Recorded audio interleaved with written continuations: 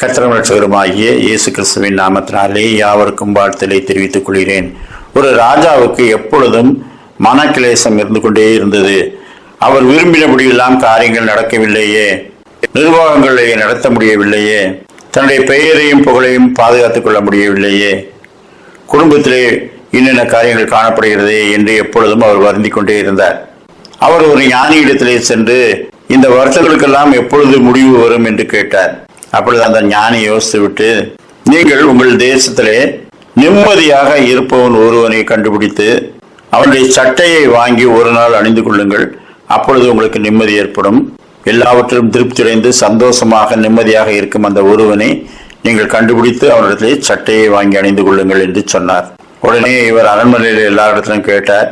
எல்லாரும், ஐயா, நாங்களும் பாடுள்ள மனுஷர்கள் தான், எங்களுக்கும் அநேக ஆசைகள் விருப்பங்கள் நிறைவேறாத காரியங்கள் இருக்கிறது, எனவே நாங்களும் அவைகளைத்தான் யோசித்து கொண்டே இருக்கிறோம், எல்லாம் மனதை உறுத்தி கொண்டுதான் இருக்கிறது என்று சொல்லிவிட்டார்கள். எனவே ஒரு மாறு இடத்திலே தேசத்துக்குள்ளே சென்று அங்கே நிம்மதியாக சந்தோஷமாக இருப்பவர்கள் யாராவது இருக்கிறார்களா, அவருடைய சட்டையை வாங்கி ஒரு நாள் அணிய வேண்டும் என்று போனார். ஆனால் அப்படி யாருமே கிடைக்கவில்லை. கடைசியாக ஒரு கடை வீதியின் மூலையிலே ஒரு சிறிய பங்கருக்குள்ளே ஒருவன் உட்கார்ந்து கொண்டு ஆனந்தமாய் பாட்டு பாடிக்கொண்டிருந்தான்.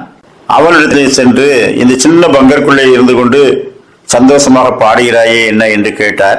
அவன் ஒரு ஊனமுற்ற பிச்சைக்காரன். ஐயா, எனக்கு ஒவ்வொரு நாளும் இந்த ஊர் ஜனங்கள் யாராவது ஒருவர் உணவை கொடுத்து விடுவார், எனவே உணவு கிடைத்து விடுகிறது. தங்குவதற்கு இந்த சின்ன பங்கர் இருக்கிறது. இது கைவிடப்பட்ட பெட்டிகளால் ஆன ஒரு புகலிடம், எனவே குழுவுக்கு ஒதுக்கமாக இது இருக்கிறது. இது போதும், எனவே நான் சந்தோஷமாக பாடிக்கொண்டிருக்கிறேன் என்று சொன்னார். ராஜா ஆச்சரியப்பட்டு, அப்படியானால் உங்களுடைய சட்டை எனக்கு ஒரு நாள் தர முடியுமா, நான் நாளைக்கு அதை திருப்பி தந்து விடுவேன் என்று சொன்னார். அவர் சிரித்துக் கொண்டே, ஐயா, எனக்கு ஒரே ஒரு போர்வை தான் உண்டு, குளிருக்கு ஒதுக்கமாக நான் தங்கிக் கொள்வதற்கு ஒருவர் ஒரு கம்பளி போர்வையை தந்திருக்கிறார், அதைத்தான் நான் மேலே போர்த்து கொண்டிருக்கிறேன், அதைத்தான் எப்பொழுதும் அணிந்து கொண்டும் இருப்பேன், எனக்கு சட்டை என்ற ஒன்று கிடையாது, அது எனக்கு அவசியம் என்று நான் உணரவும் இல்லை என்று சொன்னார்.